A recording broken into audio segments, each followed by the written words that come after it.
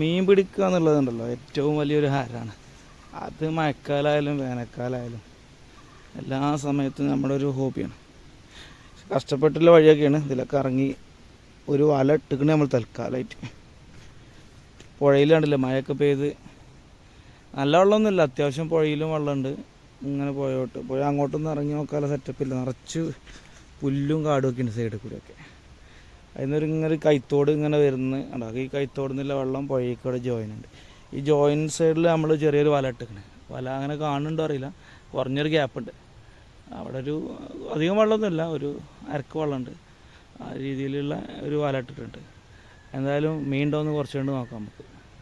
വെള്ളത്തിൽ നിന്ന് മീൻ പിടിക്കാൻ പറ്റണമെങ്കിൽ കാണിക്കാൻ പറ്റില്ല, വെള്ളം കുറച്ച് കൂടുതലാണ്. നമുക്ക് മീനൊക്കെ കിട്ടിയാണ്ടോ, നല്ല ആരൽ, അതുപോലെ തന്നെ കല്ലേരി,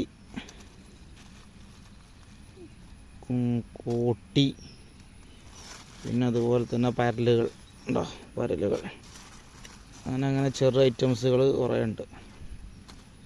ഏകദേശം ഒരു 250 ഗ്രാമിൻ്റെ മേലെ മീനുണ്ട് ഇപ്പോൾ ഒറ്റ ട്രിപ്പിന്. ഒരു കറിക്കുള്ള സെറ്റപ്പ് ഉണ്ട്. ആരലാണ് ഇപ്പോൾ നമുക്ക് മെച്ചപ്പെട്ടത്.